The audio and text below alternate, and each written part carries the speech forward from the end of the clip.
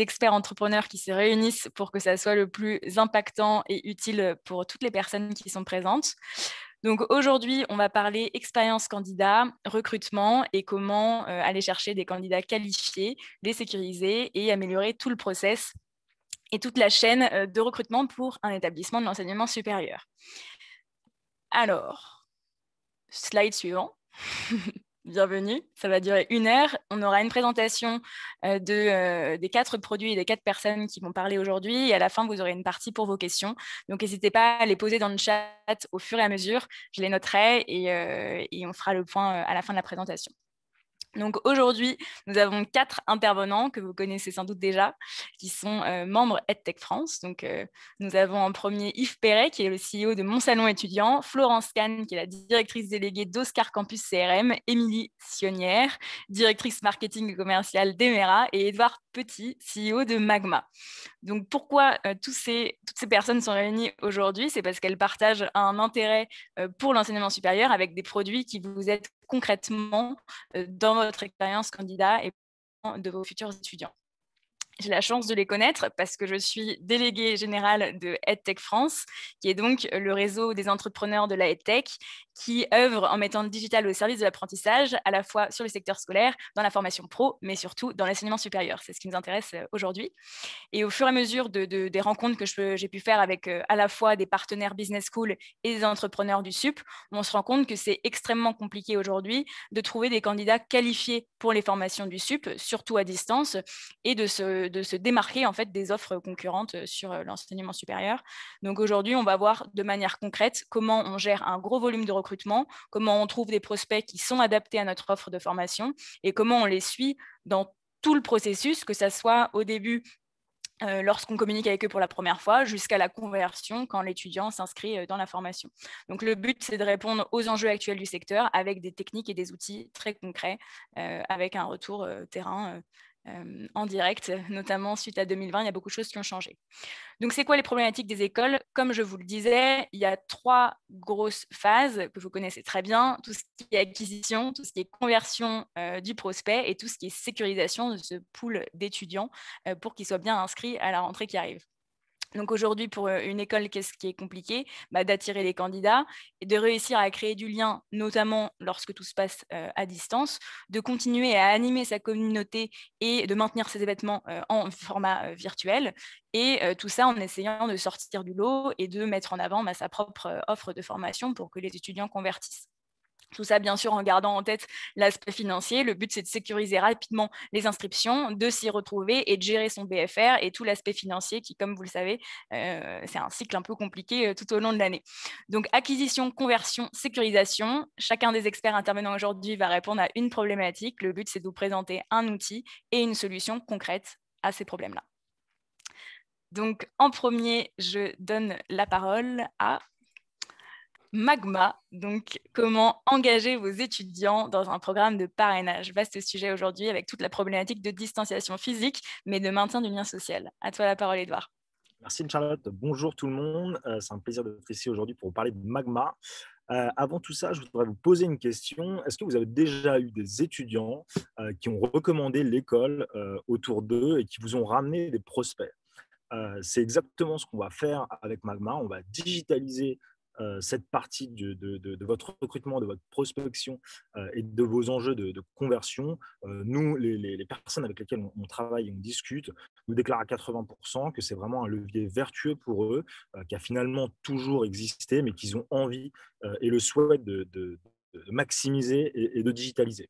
Donc Magma, qu'est-ce que c'est? C'est une application qui va vous permettre de mettre en place votre programme de parrainage de façon totalement digitale. L'objectif va être de mobiliser la totalité de vos étudiants et autour de ces logiques de parrainage. On est proche de ces logiques d'ambassadeurs, mais on est vraiment dans une démarche inclusive. L'idée va être de compter sur toute votre communauté étudiante pour mener à bien différentes actions pour s'impliquer et identifier au sein de leur réseau des personnes à parrainer et donc du coup aussi à accompagner. Magma, qu'est-ce que ça va vous permettre de faire? Ça va vous permettre, comme je vous dis, de digitaliser ce programme pour gagner en performance. Donc ça, c'est des chiffres qu'on a de notre côté, mais on va maximiser de 3 à 5 fois par rapport à un programme de parrainage qui serait mis en place à la main. Et surtout, on va aussi digitaliser votre logique de récompense. C'est aussi un point qui est important, c'est qu'on va avoir une logique de points et donc de score que l'étudiant va pouvoir gagner au fur et à mesure de ses actions. Et en fonction de ces points, il va pouvoir débloquer des logiques de reward. Donc, c'est vraiment l'école qui va définir ce qu'elle souhaite mettre en place en termes de politique de récompense. L'application permet de tout faire. Ça va des goodies de l'école pour renforcer votre marque de l'école à des bons d'achat pour certains types d'écoles qui souhaitent mettre cela en place. En tout cas, on va gérer le suivi et la distribution. Et la volonté avec Magma, et c'est ce qu'on fait aujourd'hui, on va engager entre 10 et 15% de votre base étudiante sur ces sujets-là. Donc, on va vraiment essayer de compter sur tout le monde de façon volontaire et de façon massive. Le parrainage, ça va se décomposer en 2 parties. Je veux bien que tu slides, s'il te plaît. Le premier enjeu, ça va être l'enjeu de prospection.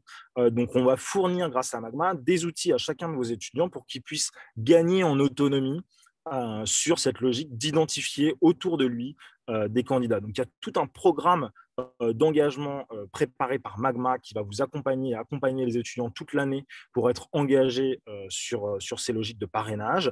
Et on va donner des outils aux étudiants pour qu'ils puissent, au sein de leur réseau, au sein de leur communauté, partager ce qu'ils font au sein de l'école pour pouvoir ramener des prospects qui souhaitent être accompagnés et parrainés par cette personne. Donc, par exemple, chacun de vos étudiants va avoir une page parrain avec un lien unique qui va pouvoir envoyer auprès de ses proches sur les réseaux sociaux, dans les groupes d'amis WhatsApp, en tout cas c'est les usages qu'on voit, ou sur Instagram, pour proposer aux gens de les accompagner s'ils souhaitent en savoir plus sur votre école. On se rend aussi compte que c'est des bons outils pour venir en parallèle de vos différentes actions. Donc, on mobilise aussi les étudiants sur vos actions, que ce soit sur les forums ou sur les IJPO, les salons en ligne. On en reparlera tout à l'heure avec Yves. L'idée est vraiment de permettre aux étudiants qui auraient identifié des candidats lors de ces points de contact, de leur proposer d'être accompagnés et donc du coup d'avoir un suivi. La deuxième partie, c'est un enjeu de faire matcher vos étudiants avec les candidats qui sont intéressés par l'école. C'est la deuxième grosse force de l'application Magma, c'est que finalement aujourd'hui, là, vous êtes en bout de cycle de recrutement, vous avez un flux de candidats qui est ici et qui ont peut-être besoin et envie d'être accompagnés par un étudiant de l'école pour en savoir plus. Et ben Magma va organiser, va digitaliser tout ce matching qui va permettre de mettre en relation un candidat et un étudiant pour qu'ils puissent être accompagnés. Ce matching, encore une fois, on va le faire en fonction de ce que vous avez décidé. On peut le faire par des critères de formation. Donc, quelqu'un qui souhaiterait avoir des informations sur une formation puisse être matché par quelqu'un, avec quelqu'un qui est dans cette formation. Ça peut être des logiques de centre d'intérêt. Donc, je partage la passion pour le dessin. J'aimerais rencontrer quelqu'un aussi dans cette logique-là, etc. Ce qui est important de retenir sur Magma, c'est le cœur de l'application. Il faut vraiment avoir en tête que nous, on est là et on est une application pour vous permettre de créer du lien. C'est la dernière slide.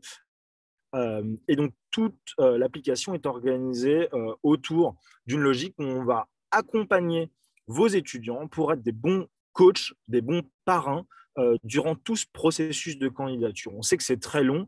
On sait que souvent, il se passe plusieurs mois entre le moment où je vais déposer ma candidature, où je vais arriver sur Parcoursup, et le moment où finalement je vais être pris et le moment où je vais faire ma rentrée. L'objectif de Magma, c'est d'offrir un espace aux candidats et aux parrains pour qu'ils puissent se retrouver et engager des actions. Les actions ne vont pas se passer dans Magma. On veut que le lien reste humain et unique. Donc, chacun va choisir un petit peu son canal. Mais en tout cas, on va être là en permanence pour l'engager et pour le mobiliser. Et je finirai du coup par un petit chiffre. Aujourd'hui, c'est 74% des étudiants qui déclarent vouloir échanger avec un candidat, un étudiant de l'école, pardon, pour prendre sa décision. Et c'est vraiment là-dessus qu'on a une force au sein de Magma. Et aujourd'hui, tous les clients avec lesquels on travaille, on a en moyenne 30% des candidats qui sont accompagnés par Magma qui vont jusqu'à la rentrée. Donc, on est vraiment dans cette logique d'accompagner, de créer du lien et d'humaniser toute cette relation jusqu'à son premier jour et l'accueil dans l'école. Je me ferai un plaisir de répondre à vos questions dans la partie de questions juste après. Et je vais laisser la parole à Yves pour parler de mon salon étudiant. Merci beaucoup, Edouard, pour cette très belle présentation de Magma et bonjour à tous. Alors, je suis très heureux d'être avec vous ce matin pour partager mes conseils sur comment rebondir par rapport à cette crise et augmenter l'acquisition de futurs étudiants. Alors, Yves Perret, je suis le fondateur de monsalonétudiant.com. C'est la solution pour virtualiser vos événements au sein de vos établissements. Alors, c'est une grosse problématique qu'on a pu rencontrer depuis plus d'un an et le manque d'interaction qu'on a pu avoir de qualité avec les étudiants. Vous avez constaté les annulations des salons étudiants, les problématiques pour l'organisation de vos journées portes ouvertes en physique à cause des contraintes sanitaires. Aujourd'hui, on propose à ce jour la meilleure solution sur le marché pour accompagner les écoles à vous réapproprier votre audience. On met à disposition toute notre technologie qu'on a développée avec monsalonétudiant.com en marque blanche, donc à votre image, et toutes nos fonctionnalités pourront être accessibles sur votre site internet en toute simplicité. Donc la crise aujourd'hui, elle nous oblige à nous repenser, à réimaginer notre communication. Donc on est là pour ça. Donc pourquoi utiliser monsalonétudiant.com? Il y a 5 raisons principales, comme vous pouvez le voir sur ce graphique. La première raison, il n'y a plus aucune limite géographique. Pendant de nombreuses années, en fait, les écoles elles se sont focalisées à faire de l'acquisition dans les grandes villes, en participant à des salons étudiants ou avec des JPO dans leur établissement. Mais qu'en est-il de tous ces jeunes qui habitent dans des zones reculées et qui n'ont pas forcément accès aux événements physiques? Il faut savoir qu'en France, la répartition, elle est que 66% des jeunes vivent en zone rurale. Ça veut dire dans des endroits de moins de 25 000 habitants. On en oublierait presque que ces jeunes ont Internet. Donc, en fait, nous, notre objectif, c'est cibler ces 66% de jeunes qui ne peuvent pas venir assister à vos événements en physique ou parce que les événements, on en a conscience, ils sont très peu organisés dans ces zones rurales. Donc, nous, on est là parce qu'il est temps de repenser à virtualiser les événements des écoles pour vous permettre de toucher ces jeunes qui sont tout autant intéressés par l'orientation que les jeunes qui sont dans les grandes villes. Donc, pour nous, l'acquisition de futurs étudiants via Internet est totalement sous-évaluée par une grande majorité des écoles. Donc, il faut savoir qu'en plus de rechercher les informations sur l'orientation, eh bien, ces jeunes dans des zones reculées sont les plus mobiles de France et qui sont prêts à vous rejoindre. Donc, avec notre solution, eh bien, vous pourrez toucher cette nouvelle audience qui n'est, pour nous, sous-estimée dans le ciblage par rapport aux écoles. Donc, la deuxième raison, comme vous pouvez le voir aussi sur ce graphique, elle est adaptée au digital natif. Donc, les élèves que vous ciblez aujourd'hui ont drastiquement changé. C'est très différent de ceux que vous aviez il y a 10 ans. Et la façon de communiquer avec eux doit s'adapter. On a conscience que ces jeunes maintenant ont grandi avec les outils Facebook, Instagram, Snapchat. Et ces jeunes veulent de l'instantané, du rapide. Ils veulent avoir l'info presque immédiatement.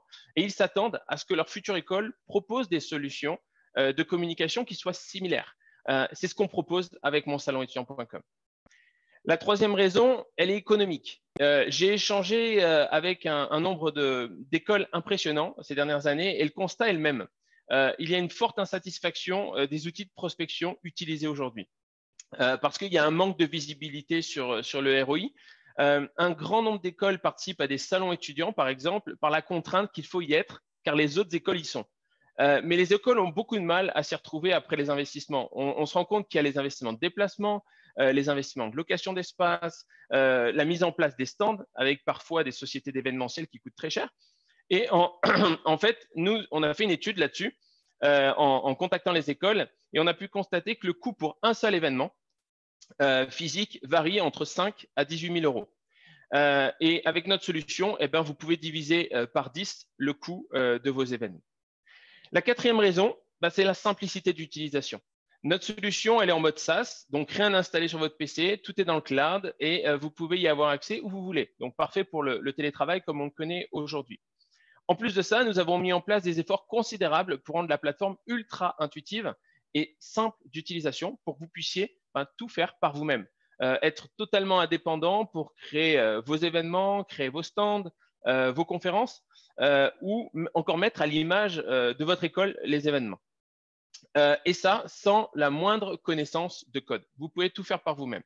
Mais dans le pire des cas, si jamais vous aviez le moindre problème ou la moindre difficulté, on a un super service client qui pourra vous accompagner et vous aider à faire les modifications dans votre interface. Et la cinquième et dernière grosse raison, c'est tout simplement l'augmentation de votre ROI. C'est le sujet le plus sensible dans les écoles et c'est un sujet qui est important et normal. Une des questions qui se pose le plus souvent, c'est est-ce que ce que je dépense, en fait, je le rentabilise? Eh bien, avec notre outil, vous aurez accès à un dashboard vous permettant de suivre les prospects et de pouvoir les matcher avec votre base de données d'inscrits. Vous pourrez ainsi facilement analyser le retour sur investissement avec le nombre d'inscrits que notre solution vous aura apporté. Et vu le nombre de prospects générés par nos écoles partenaires, on n'a aucun doute sur la rentabilité de l'outil.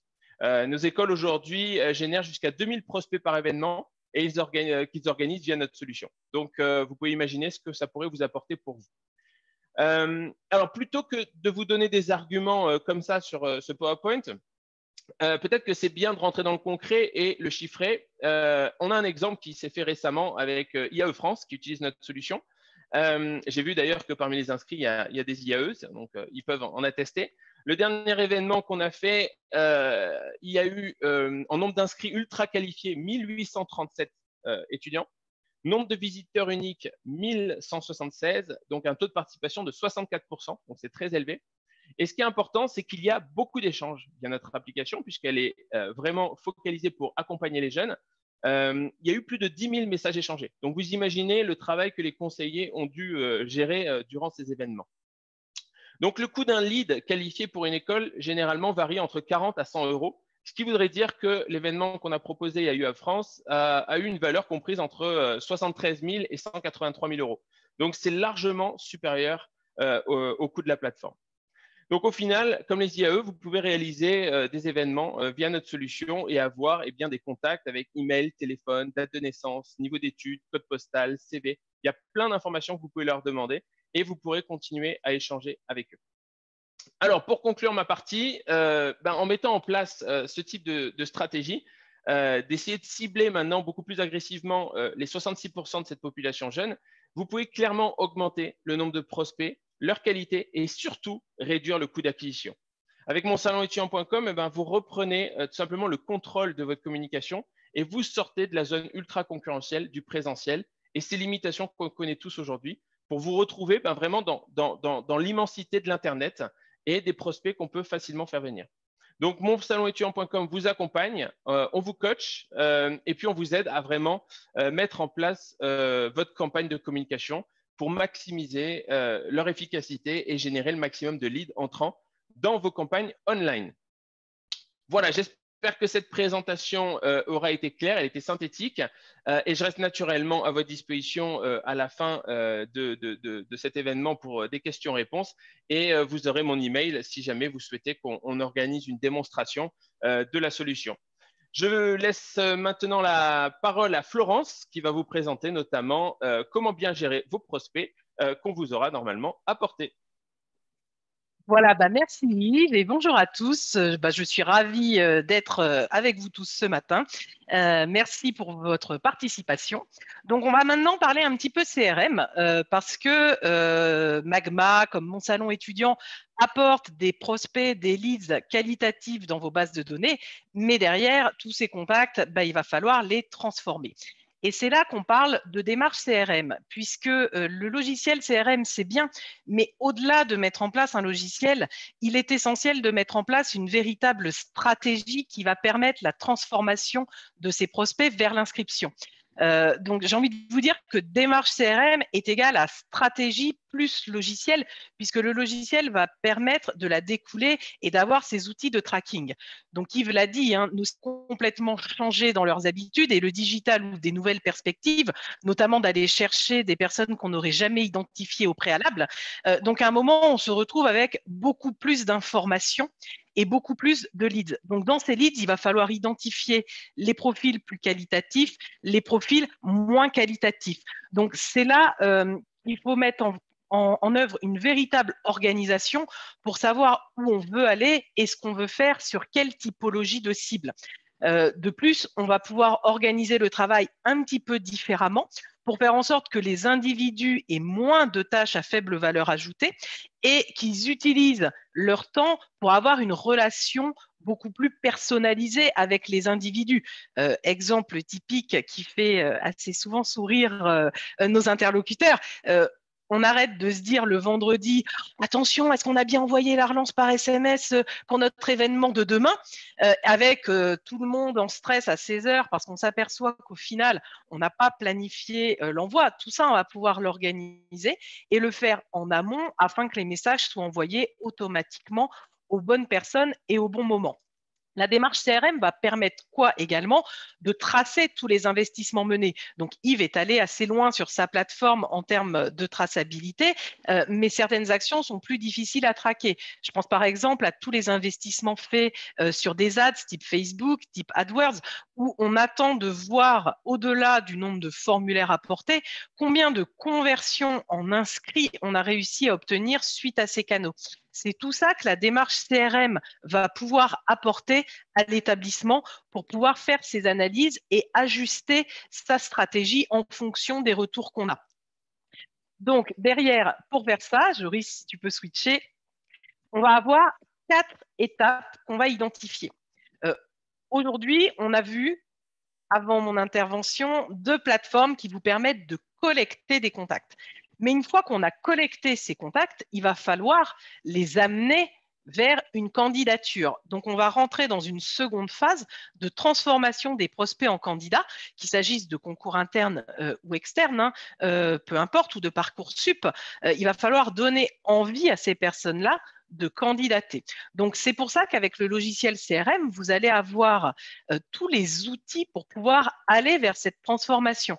Donc, des outils d'email marketing, des outils de SMS, des outils de workflow permettant d'automatiser des relances en fonction de comportements, etc., etc. Le but étant de pouvoir amener ces prospects vers cette candidature.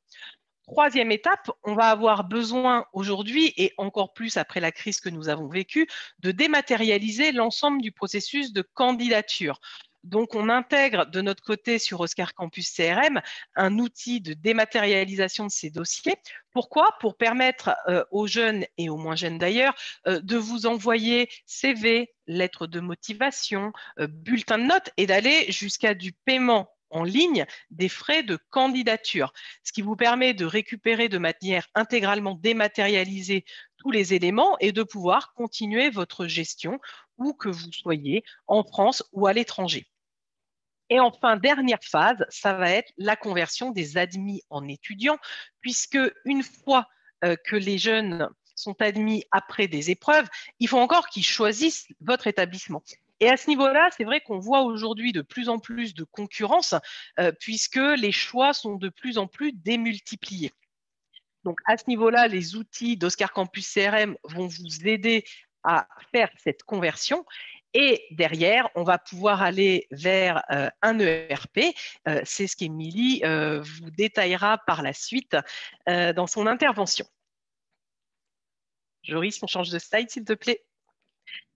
Voilà, donc je voulais également, à travers cette intervention, vous donner quelques facteurs clés de succès parce qu'aujourd'hui, je pense que tout le monde est convaincu que le logiciel CRM devient indispensable, que fonctionner avec un fichier Excel, ça devient compliqué. On a des risques de perte de données, des risques de version.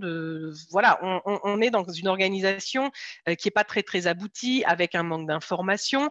Des fois, on met en place des organisations, on détecte une trentaine de fichiers répartis entre les différents services sans aucune harmonisation. Donc, le CRM va vous permettre cette harmonisation et l'utilisation des données, ce qui est également raccord à toute la législation type RGPD, où aujourd'hui, on cherche à ne pas sursolliciter et à ne pas trop utiliser ces bases de données en vérifiant qu'on a un accord. Donc, pour réussir notre démarche CRM, il va y avoir plusieurs facteurs clés de succès. En amont du projet, il va être capital de définir sa stratégie de recrutement, car s'équiper d'un logiciel sans savoir où on veut aller et ce qu'on veut en faire, ça ne peut pas fonctionner. Il faut déjà avoir défini, donc soit en interne, soit avec l'aide d'un consultant, ce qu'on va vouloir faire, sur quelle typologie de cible, à quel rythme. Deuxième élément, il faut être vigilant sur le choix de son logiciel sans oublier d'évaluer l'accompagnement et le service client. Puisque bien souvent, les équipes, si elles se retrouvent à l'abandon, ne vont pas utiliser un logiciel et vont revenir en arrière et retrouver leur petit fichier Excel. Pendant le déploiement, je vous recommande également d'interfacer le logiciel avec les autres logiciels du système d'information. Donc ça, c'est un point, c'est vrai qu'on a beaucoup travaillé avec Édouard, avec Émilie, pour pouvoir faire en sorte qu'il n'y ait plus d'histoire d'import et d'export de données qui viennent prendre du temps aux équipes et qui est souvent un travail très, très fastidieux. Le but, c'est d'avoir une, entre guillemets, libre circulation des données et une fluidité à ce niveau-là.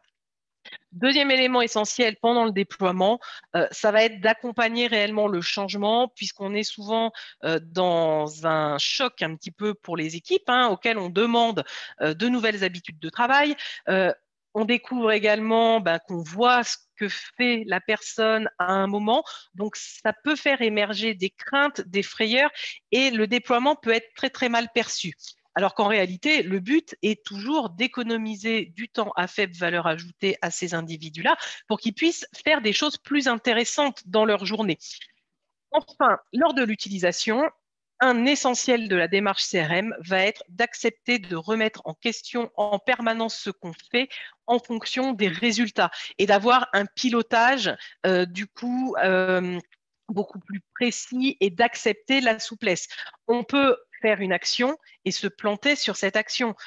Le tout, c'est de visualiser que ça n'a pas marché, pourquoi ça n'a pas marché, et derrière, de se remettre en question pour faire autre chose.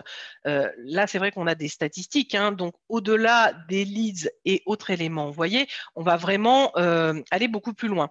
On a ainsi pu voir avec un de nos clients une campagne de liens sponsorisés qui fonctionnait plutôt bien sur le papier parce que fortement génératrice de leads, mais en termes de transformation, malgré des actions effectuées du type relance téléphonique, emailing, il y avait très, très, très, très peu d'inscriptions.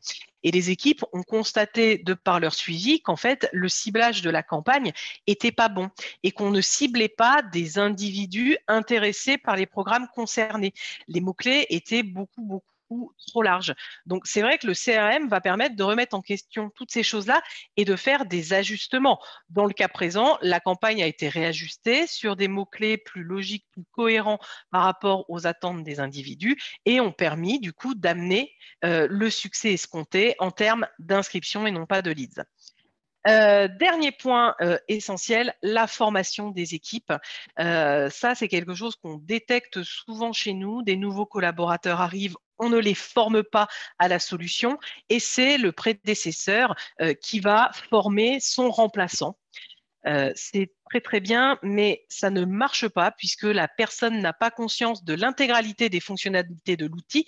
Et c'est vrai que quand on parle CRM, on parle de nombreuses fonctionnalités et du coup, on perd en efficacité et on n'a pas une efficacité maximum sur le sujet, ce qui est dommage. Si vous avez un projet CRM, n'hésitez pas à me poser vos questions derrière ou sinon à me recontacter en privé. On vous enverra de toute façon à la suite de cet événement un email avec le lien du replay et nos adresses email pour que vous puissiez nous contacter facilement.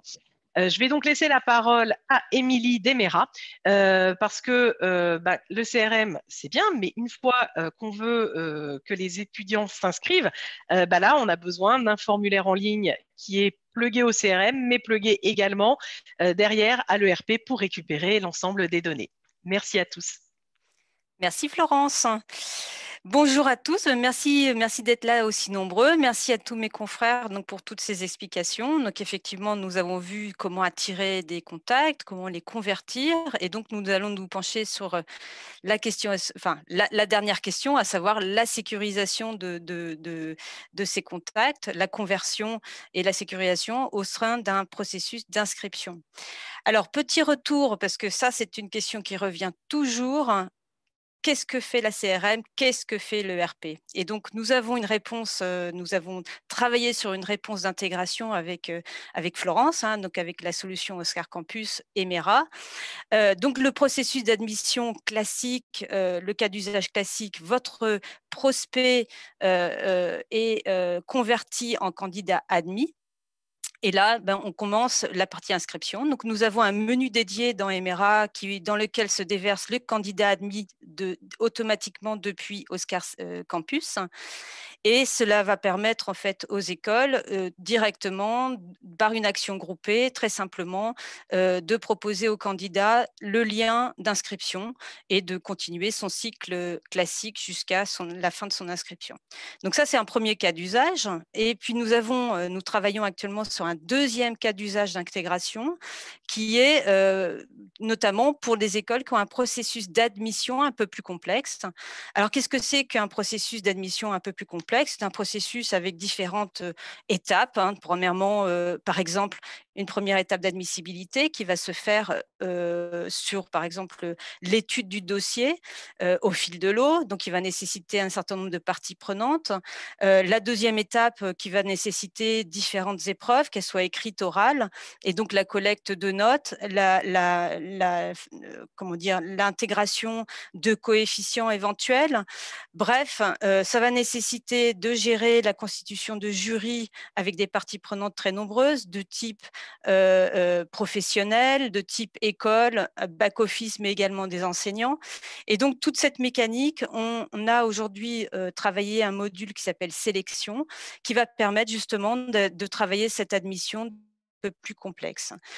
Et donc ça, c'était un petit cas. Donc, la réponse, qu'est-ce que fait l'ERP, qu'est-ce que fait la CRM? Eh bien, ça dépend des écoles. Voilà. Alors, ce n'est pas une réponse de Normand, mais presque. Et ce n'est pas parce que je suis à Rouen que je… Voilà. Joris, on peut passer sur la deuxième slide. Voilà. Alors, s'inscrire en ligne, pour nous, cela comporte 5 étapes clés. On va accompagner en fait l'étudiant au cours de ces 5 étapes. La première étape, il va saisir des données. Alors, et bien sûr des données manquantes, puisque s'il a, au sein de sa candidature, il a amené un certain nombre de données, on va pouvoir les reprendre pour lui éviter de les ressaisir. Il va choisir des modalités de paiement, et là, l'école va avoir un choix, va proposer un choix très multiple de modalités de paiement. Il va accepter des conditions générales de vente et signer son contrat en ligne, donc soit par un simple clic, soit par la signature électronique, selon les bons vouloirs de l'école. Il va également payer son acompte en ligne et télécharger des pièces justificatives. Voilà, alors ces 5 moments clés sont des moments essentiels. Et alors, qu'est-ce que ça apporte comme bénéfice auprès de l'étudiant? Le bénéfice principal, c'est que nous avons une solution digitale de bout en bout, avec un processus fluide. Donc, à aucun moment, on va sortir du processus digital. Par exemple, le mandat CEPA, on ne va pas demander à imprimer le mandat, le signer, le scanner et le re-uploader sur la solution. On va gérer vraiment de bout en bout toutes ces fonctionnalités-là. Et donc, c'est une fonctionnalité, cet outil est accessible depuis n'importe quel appareil, avec une lisibilité financière accrue. Donc, on sait le candidat, sa famille, sait exactement où il en est, ce qu'il va devoir payer, les prochaines échéances. Donc, ça, c'est une grande souplesse. Un outil également bilingue. Et nous proposons, dernièrement, nous avons mis au point 2 nouveautés. Donc, la première nouveauté, c'est la modulation des frais de scolarité, donc selon les ressources des familles. Donc là, encore une fois, sur le site d'inscription, on va pouvoir, le candidat, la personne en cours d'inscription va pouvoir télécharger, simuler ses frais de scolarité, télécharger les justificatifs. Le back-office reprend la main, va pouvoir dire oui, non, on est d'accord, et va pouvoir le mettre sur une voie d'entrée avec les frais de scolarité corrects. La deuxième nouveauté que nous proposons, c'est la préinscription. Donc ça, c'est quelque chose qui est notamment très important et très pertinent, notamment quand il y a un grand temps entre le moment où on admet son candidat et le moment où on veut l'inscrire. Donc la campagne d'inscription n'est pas forcément prête. Et donc, on va proposer aux candidats admis d'aller déjà payer son acompte et éventuellement de signer ses conditions générales sans authentification, enfin pas forcément. Et donc, ça va sécuriser l'inscription avant de lui demander de compléter le reste dans un temps ultérieur. Voilà, donc voilà, on va s'attarder, Joris, si tu veux bien passer sur l'autre slide, merci. Et donc, on va s'attarder maintenant sur les bénéfices côté back-office. Et là aussi, ils sont très nombreux. Alors, le premier bénéfice, bien sûr, c'est la centralisation de l'information. Donc là, on est au cœur même de l'ERP. L'ERP centralise l'information, s'assure de l'unicité de la donnée. On va partager l'information aussi auprès de tout le back-office de l'école, et on va proposer une solution qui harmonise les process. Alors, harmoniser les process, l'intérêt principal, c'est de gagner du temps. C'est-à-dire qu'on ne se repose pas toujours les mêmes questions. On a un processus qui est validé et qui est le même pour tous les programmes, toutes les voies d'entrée. Voilà, on va permettre également une vue en temps réel des encours d'inscription. Donc, à tout moment, on sait exactement où on en est sur les prochaines campagnes. On va pouvoir interagir par des mails ou des SMS sur des cohortes d'étudiants de façon très personnalisée. Donc, on évite l'envoi en masse de mails non personnels. On va vraiment pouvoir utiliser des templates, des balises au sein des mails pour pouvoir réactiver le processus d'inscription et donc en accélérer la complétude. On va également pouvoir personnaliser, bien sûr, par programme et par voie d'entrée, les éléments demandés, les différents processus, mais de façon simplifiée. Et on va faciliter enfin la collecte, le contrôle et l'archivage des pièces. Donc, les pièces demandées justificatives, on peut les visualiser dans l'outil, on peut les accepter, les refuser, interagir à nouveau avec l'étudiant en one-to-one ou par cohorte. Donc ça, c'est vraiment les bénéfices principaux, je dirais, sur l'outil. Maintenant, les bénéfices, je dirais annexes, mais non pas secondaires, les bénéfices complémentaires, voilà. On va déployer la facturation et les échéanciers de paiement automatiquement. Et ça, c'est une grande souplesse et un gain de temps en fait énorme en termes de visibilité sur la partie financière des écoles. Donc, ces lignes de balance se génèrent sur chaque compte étudiant et on prépare l'année, on prépare en tout cas toute la gestion financière de l'école sur l'année, sans en être prisonnier, bien entendu. C'est-à-dire qu'à chaque moment, tout personnel administratif peut revenir et ajuster sur la ligne de balance selon les contextes des étudiants. Et dernier point, on va sécuriser bien sûr le contrat de scolarité qui est validé par double clic ou par signature électronique au choix, également par les écoles. Et donc ça, c'est voilà, juridiquement, vous débutez l'année avec un grand confort et une sécurisation de tout ce processus. Alors voilà, j'ai mis également un petit chiffre en fait de notre client l'ESSEC, auprès de qui nous avons déployé ce module inscription. Donc plus de 20% de gains de productivité avec des tâches à forte valeur ajoutée qui peuvent être déployées auprès des services, et notamment toujours, on en revient, enfin tout ce que mes confrères ont détaillé tout à l'heure est également valable. C'est-à-dire qu'on garde tout le gain de temps va permettre au personnel administratif d'avoir un lien personnel et un lien plus personnalisé avec chacun des candidats et chacun des étudiants en cours d'inscription. Et ça, c'est le mieux. Le digital au service de l'humain, c'est vraiment ce qu'on cherche à faire. Et je crois que là-dessus, on a tous le même discours, on a tous le même constat. Le digital ne remplace absolument pas l'humain. Au contraire, il va aider justement à prendre du temps sur les tâches chronophages et pouvoir basculer sur des temps de qualité auprès des étudiants. Et ça, c'est ce que nous cherchons à faire. Voilà, donc j'espère que… Alors bien sûr, là, je me suis focalisée sur la partie avant scolarité. Bien sûr, notre ERP va plus loin. Il va également gérer toute la partie pendant scolarité, donc à savoir les notes, les enseignants, les évaluations, les bulletins, la planification, l'appel en classe. Voilà, mais aujourd'hui, l'objectif, c'était vraiment de parler de l'inscription parce que c'est déjà, premièrement, c'est la saison qui commence. Et puis, c'est également l'intérêt, c'est de parler de l'intégration avec tous les outils que vous avez pu voir auparavant. Ces intégrations font gagner du temps aux écoles. On a de nombreux cas d'usage, on en est persuadé. C'est pour ça qu'on est à 4 aujourd'hui à discuter, parce que c'est comme ça que les écoles vont pouvoir bénéficier de toutes nos solutions. Voilà. Merci à tous. N'hésitez pas à laisser vos messages, vos questions, à prendre contact. Voilà, enfin, tous les moyens sont bons. Nous sommes à votre disposition. Merci à tous. Et puis, je pense que je vais laisser la parole peut-être à Anne-Charlotte pour reprendre un peu la main. Oui, je reprends Émilie, merci beaucoup. Et bonjour à Jawad, apparemment, il est parmi nos auditeurs. Donc, comme vous avez pu le voir, il y a des synergies extrêmement fortes entre les 4 intervenants d'aujourd'hui, que ce soit en termes de parcours étudiant ou même de vision de ce que ça doit être le digital mis au service de l'apprentissage. Donc, on a abordé le lien extrêmement important de mentorat qui peut exister entre vos futurs prospects et vos étudiants, avec la création d'une communauté et d'un lien de confiance, tout ça de manière virtuelle, avec un suivi très pratique côté admin avec Magma.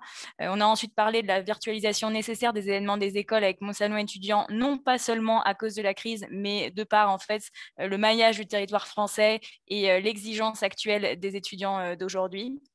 On a ensuite vu tous les enjeux des gestions de données, d'efficacité qui passent par un CRM avec Oscar Campus, Florence, pour sortir de ces multiples Excel et avoir un plan de communication et de gestion de vos étudiants qui soit calibré dans le temps et facile côté admin à gérer également.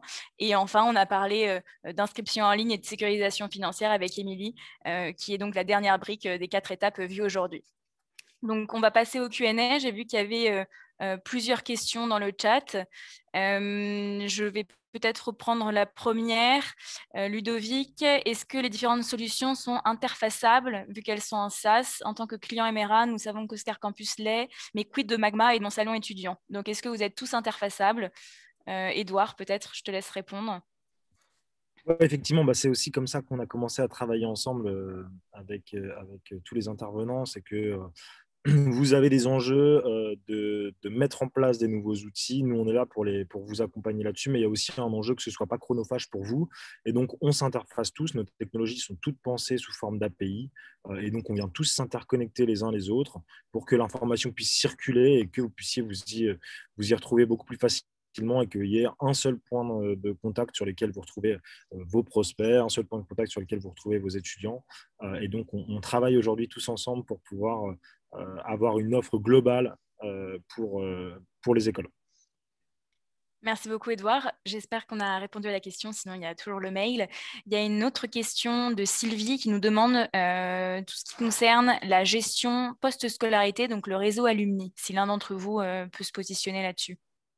Alors, nous, on travaille sur cette dimension avec certains de nos clients, mais pas en matière d'enrichissement de données, par exemple. On est vraiment positionné sur l'organisation des conférences, par exemple, et le suivi des alumni. Ensuite, il y a des solutions qui sont spécialisées dans le marché sur le sujet. Alors moi, j'interviens juste parce que effectivement, le RP, nous avons l'information que l'apprenant est diplômé. Et donc, nous pouvons, et donc nous cherchons, enfin, nous avons des cas d'usage où nous descendons l'information sur la CRM, effectivement, de l'année de diplomation. Et donc, ça va permettre d'enrichir le CRM en temps réel et de pouvoir ensuite, dans la CRM, alimenter cette communauté. Merci Florence, merci Émilie. On avait une question de Maria qui nous demandait s'il existait éventuellement des solutions similaires pour recruter et fidéliser, mais plutôt côté entreprise et professionnel, justement pour des collaborations potentielles avec le monde de l'enseignement supérieur. Donc c'est un peu moins notre sujet, mais peut-être que vous avez quand même des choses à dire là-dessus. Alors, c'est vrai qu'aujourd'hui, ce n'était pas le sujet. On s'adressait sur le recrutement des prospects, mais bien évidemment, sur Oscar Campus CRM, on a une brique qu'on appelle B2B, dans laquelle on peut gérer des entreprises, des employés. Le but étant de gérer la problématique de la taxe, la problématique de la formation continue, la problématique du placement. On travaille même avec certains clients sur leur dimension étudiant en complément de leur ERP. Donc, auquel cas, on a purement une approche CRM. Donc, on est sur des choses différentes de ce que fait l'ERP. Et pareil sur la notion d'alumni que j'évoquais tout à l'heure, où là aussi, on vient se pluguer et où on peut faire pas mal de choses. Après, c'est des sujets qu'on peut voir, bien évidemment, en tête à tête sans aucun souci. Bien sûr, et même côté EdTech France, donc l'association d'entrepreneurs que je représente, il y a énormément de solutions qui travaillent sur tout le panel de ce que l'enseignement supérieur nécessite et a besoin au quotidien. Donc, n'hésitez pas à me contacter sur LinkedIn également. Il y a notamment des solutions sur, par exemple, des cas business concrets proposés par des entreprises au Business School pour justement travailler sur des problématiques réelles d'entreprise. Enfin, il y a plein de choses. Vous avez 4 rockstars aujourd'hui pour parler recrutement, expérience candidat. Il y a d'autres choses aussi, donc à disposition. Alors, est-ce que nous avons d'autres questions? Sylvie, c'est bon. Maria, c'est bon. Ludovic, c'est bon. N'hésitez pas à écrire dans le chat. Je ne vois plus de questions, mais on reste à disposition s'il y a des questions de dernière minute. Alors, s'il y a des questions dans la partie Q&A, alors, des nouvelles tac, questions. tac, tac. Ouvrir. Ah oui, tu as raison. Bravo, Edouard. À partir de quel volume d'élèves est-il pertinent d'utiliser un CRM? Florence, c'est pour toi, avec les frais de scolarité d'une école publique. Alors, nous, c'est vrai qu'on n'est pas parti d'une volumétrie dans notre idée. On est parti dans l'idée de se dire qu'il faut que le CRM soit rentable si l'établissement recrute un étudiant à 2 étudiants en plus chaque année. Voilà, donc c'est vrai qu'on a des structures qui recrutent une centaine d'étudiants par an avec Oscar, comme d'autres qui vont en recruter 800. On travaille vraiment avec toute volumétrie. Ce qui est pertinent dans le CRM, c'est de permettre de libérer du temps aux équipes, donc surtout quand on a des petites équipes où c'est vrai que c'est un véritable apport puisqu'on peut déjà planifier des choses sur une période type mois d'août ou début septembre qui se déclencheront en avril de l'année suivante. Donc on peut organiser son travail et préparer son travail amont. On a aussi des indicateurs statistiques donc, qui permettent d'aider à la prise de décision. Et par exemple, quand on a des programmes assez spécifiques sur lesquels on va recruter 10 personnes parce que c'est un petit groupe, on va pouvoir visualiser qu'un des programmes ne fonctionne pas et déplacer les investissements en communication vers ce programme en particulier plutôt que sur les programmes qui fonctionnent. Donc, au-delà de l'utilité d'un nombre de contacts à recruter, le CRM va vraiment plus loin puisqu'il va permettre de piloter toute sa stratégie marketing com de recrutement. Très clair, Florence. Merci. Tu as répondu à la question de Ghislaine. Il y avait une question juste au-dessus qui concernait plutôt Émilie sur la facturation des OPCO. Oui, tout à fait. Donc oui, effectivement, donc notre ERP gère la formation initiale et la formation en alternance, et notamment toute la partie contrat de professionnalisation, contrat d'apprentissage, et donc la facturation et le paiement auprès des OPCO et éventuellement le reste à charge entreprise. Et donc, on parlait des entreprises tout à l'heure. Effectivement, nous avons aussi une brique entreprise au travers de cette formation en alternance, au travers de la gestion des stages. Voilà, donc nous dans les cas d'usage d'intégration avec la CRM, bien entendu qu'on intègre la partie apprenant, mais également la partie entreprise. Ouais, merci beaucoup, Émilie, très clair. On avait aussi une question de Caroline pour Édouard qui te demandait des références clients, peut-être même des exemples de clients communs avec vos camarades. Ouais, alors nous, on travaille avec Oscar Campus sur plusieurs clients. Je peux citer l'école de design de Nantes, la CCI Campus qui regroupe les écoles Eclia et Bria. Et puis, on a une école aussi en commun avec Emera et Oscar, qui est le Campus Saint-Marc, qui est un réseau de plusieurs écoles en Normandie. Et effectivement, on a travaillé ensemble sur l'intégration et le fait que toute la donnée soit fluide dans les différents outils, puisque nous, comme on va gérer toute cette relation côté candidat-étudiant, cette histoire de parrainage, donc de créer du lien entre les deux, on va informer le parrain des différentes étapes à laquelle ils sont. Et donc, du coup, il y a un intérêt à récupérer un petit peu de données un peu partout. Et donc, nous, on vient mettre en place cette connexion avec les différents partenaires. Et avec grand plaisir pour discuter aussi avec des écoles qui ont d'autres systèmes, qui ont d'autres types de données sur lesquels ils voudraient exploiter pour leur programme de parrainage. Comme je le disais un petit peu tout à l'heure, on a tous une API, donc on a tous conçu nos outils pour qu'ils puissent communiquer les uns avec les autres. Donc même si vous avez des outils un peu spécifiques ou des outils custom, je pense que tout le monde est capable ici de venir s'interconnecter avec ça. Il faut vraiment que vous gardiez ça en tête. Je pense que c'est important dans les plans de déploiement des outils comme les nôtres. Yes, merci Edouard.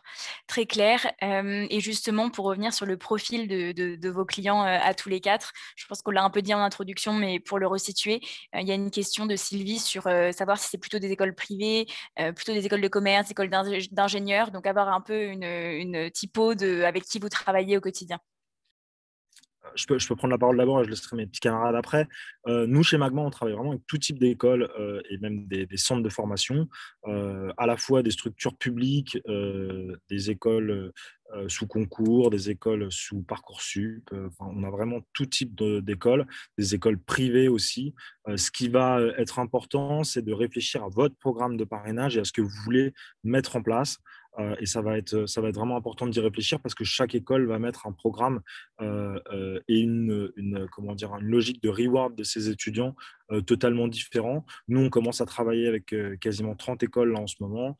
Donc, on a une expertise sur ce sujet. On peut vous accompagner sur la réflexion de qu'est-ce qui se fait, qu'est-ce qui marche, selon vos typologies d'école et en fonction de vos besoins. Donc, n'hésitez pas. On s'adresse vraiment aujourd'hui à tout ce qui concerne l'enseignement supérieur. De notre côté, c'est un petit peu comme Édouard, on travaille vraiment avec tout type d'acteurs. Ça va être des écoles de commerce type BSB, Excelia, ISC Paris, comme des écoles d'ingénieurs. Alors là, par exemple, on travaille avec CY Tech qui est passé plus ou moins dans le domaine public. Donc, c'est vrai que c'est des sujets assez intéressants aussi. On va travailler avec des écoles spécialisées avec une approche plus métier, comme les écoles EFA, Picard, EFJ du groupe EDH ou les écoles du groupe AD Éducation. On travaille également avec des IAE comme l'IAE Paris, l'Université catholique de l'Ouest. On est vraiment sur un panel d'établissements large. Ce sont tous des gens qui cherchent à recruter de manière plus efficace, tout simplement. Alors je rebondis, oui, effectivement, nous également, nous travaillons avec tout type d'écoles. Le dénominateur commun, c'est quand même la volonté de travailler sur des process, la volonté de travailler sur une productivité, d'avoir. Alors souvent, ce sont des écoles qui ont des ambitions de développement. Hein, donc, on veut se développer, mais on ne veut pas forcément gréver, en tout cas, tout l'aspect administratif. Donc, on veut garder des équipes flexibles. Donc là, la digitalisation, en tout cas la réflexion sur les processus est indispensable. Voilà, mais effectivement, c'est pas tellement la typologie de l'école, c'est plutôt l'ambition et la vision que peut avoir l'école. Et là, on va être capable de les accompagner justement vers le développement, vers d'une meilleure productivité, une meilleure visibilité, etc. Voilà. Eh ben, moi, je vais finir sans trop innover, hein, dans le sens où nous aussi, pareil, on s'adresse à tout type d'école. Aujourd'hui, il faut bien avoir conscience que nos services s'adressent à toute école qui a des étudiants, donc c'est ça l'objectif, vous accompagner et vous aider justement là-dedans. Nous, il faut savoir qu'on aide le privé, le public, les CFA, les écoles de commerce, écoles d'ingénieurs, donc on travaille avec toutes ces typologies-là, parce qu'elles ont toutes le même objectif, eh bien, se faire connaître pour essayer d'attirer, peut-être pas forcément de la volumétrie, mais peut-être attirer de meilleurs candidats aussi. Donc, notre stratégie, elle est d'aider et d'accompagner justement ceux qui sont dans l'enseignement supérieur pour tout simplement développer un peu leur marque dans ces canaux qui étaient sous-utilisés jusqu'à présent. Voilà. Très bien, merci à tous les quatre pour cette réponse détaillée. Et on avait une question plutôt axée produit sur la différence et la valeur ajoutée du coup entre le module de candidature MRA par rapport à la gestion de la candidature au sein du CRM Oscar Campus. Donc, je vous laisse répondre, Florence en premier peut-être et ensuite Émilie. Alors, côté Oscar, on fait uniquement un dossier de candidature en ligne qui vient incrémenter le CRM, donc qui peut être utilisé quand on a des épreuves en interne.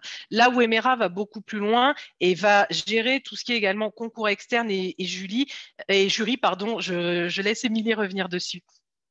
Oui, non, c'est clairement à partir du moment où l'école a des processus d'admission faisant intervenir des parties prenantes extérieures, intérieures, va commencer à avoir des phases, des démarches bien ciblées, donc des process un peu plus complexifiés. Là, notre outil va être plus adapté.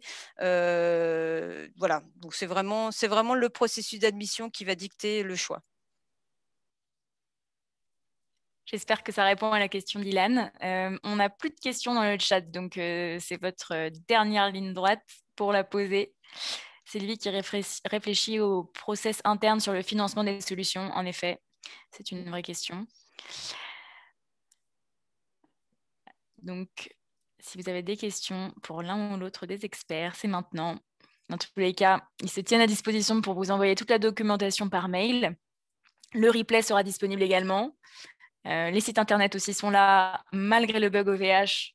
Tout va reprendre comme sur des roulettes dès la semaine prochaine. Voilà, je me permets de préciser que nous sommes concernés par le bug OVH, donc dans l'attente de plus d'informations. Donc ça concerne notre site commercial, mais pas la plateforme CRM qui est hébergée chez une autre société. Voilà, donc n'hésitez pas à nous contacter, on vous enverra notre documentation avec grand plaisir. Et merci beaucoup à tout le monde d'ailleurs d'être venu. Tous. Merci pour vos questions, très pertinentes aussi. Et merci à tous les quatre de m'avoir conviée en tant que maître de cérémonie, avec grand plaisir pour le webinaire numéro 2. C'est noté, on prend note. À bientôt. Bonne journée à tout le monde. Tous. Et on reste disponible. Merci beaucoup. Merci. Merci.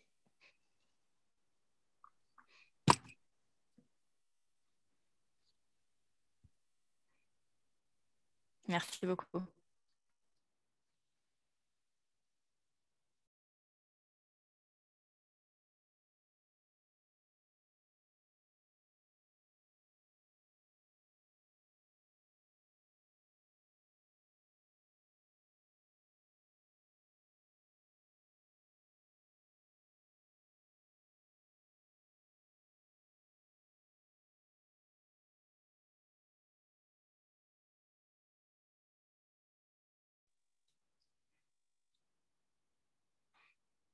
S'il y a des questions intempestives parmi les 10 derniers participants, n'hésitez pas, c'est le moment.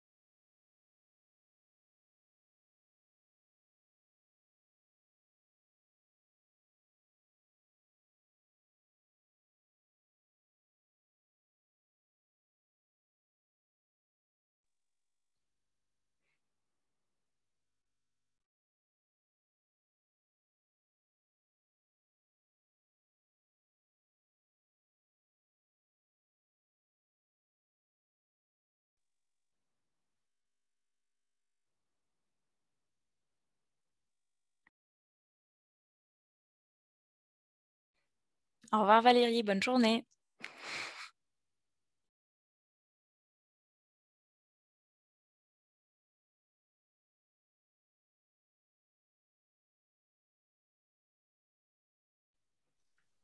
Bon, bah voilà. Bon. Voilà. Ça doit être patient. Ils étaient super intéressés, disons que ça s'est super bien passé, non? J'ai trouvé ça ultra bien les questions à la fin et le taux de participants à la fin, surtout. Bah, les questions étaient plutôt très très pertinentes, effectivement. Ouais. Mm-hmm. Non, c'était top. Ça s'est bien orchestré, on a bien géré le timing et tout, et je pense que C'était un format intéressant. J'ai eu pas Ouais. mal de gens sur les. Oui, parce qu'on n'a pas fait du baratin Ah ouais. inutile, en fait. On a apporté des choses concrètes, claires, précises. Et ça, c'est bien, parce que souvent, ça part dans trop de choses. Ouais, et même, tu as vu, dès le début, ils étaient 100 et on en a perdu 2-3, mais c'est quand même resté à 97 tout le long, quoi, jusqu'à la fin. Ah, Hein, c'est très bien. ça marche bien, les bots chinois qui se connectent à Zoom pour faire du monde. Ouais, bravo à vous en tout cas. Ouais, Mais, merci en tout cas, Merci beaucoup. Anne-Charlotte, Merci beaucoup. d'avoir Merci à été toutes. avec nous. Hein. je vous en prie, à dispo et c'était rondement mené. Du Bravo coup, à tous jeudi, les même quatre. heure, même endroit, deuxième audio. Ouais, ça part. Ça part. Non, mais vraiment,